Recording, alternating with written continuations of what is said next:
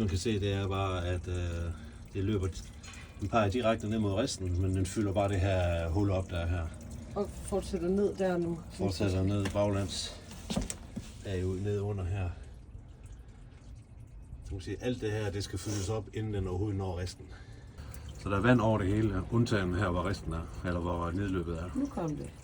Så sker der et eller andet. Men der er så også soak hele vejen hen nu, før vi kommer derned. Ja.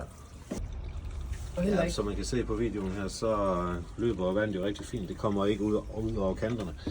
Men altså, der kommer aldrig vand her. Det løber bare i nogle forsinkninger, som det ser helt mærkeligt ud. Der kommer aldrig vand herover.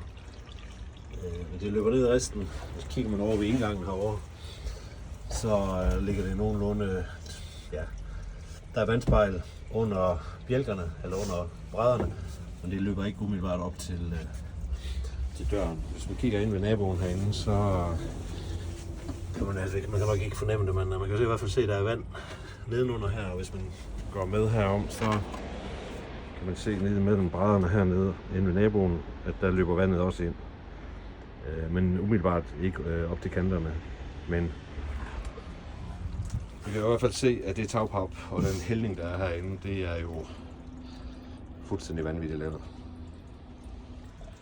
Så det man kan se på videoen nu her efter cirka 10 minutter, det er, at det løber på samme måde. Hvis vi sådan sporer den baglands her og kigger ned, så kan man jo se, at der så er blank vand stadigvæk helt langs døren her, hele vejen herhen. Hernede under, så man kan se det, men det kan man godt se her. På et eller andet tidspunkt, så stopper det. Altså det løber ikke ud over kanterne, men det samler sig i nogle pøl, eller nogle pools. Og det betyder jo også, at når det har regnet, så især her om vinteren, så er det her område hen ved døren her, det er jo bare konstant vådt. Det bliver aldrig tørt. 20 minutter, det løber stadigvæk. Der er ikke noget, der kommer op over kanterne. Og det er jo meget foruroligende at se, hvordan det herinde er lavet. Altså det her fugehaløjser her, det sidder fuldstændig løs og gaber ind under tagpappet. Altså hvis det løber over, så løber det jo ned i noget bygning. Og man kan også måske se det her træværk herinde, det skulle være noget mørt, sikkert på grund af fugt. Det er super dårligt lavet.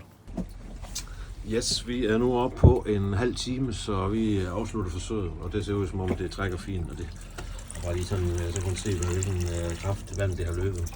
Det cirka sådan her, til og roligt ned mod vandløbet. Status efter en time, og det vil sige en halv time efter vandet blev slukket.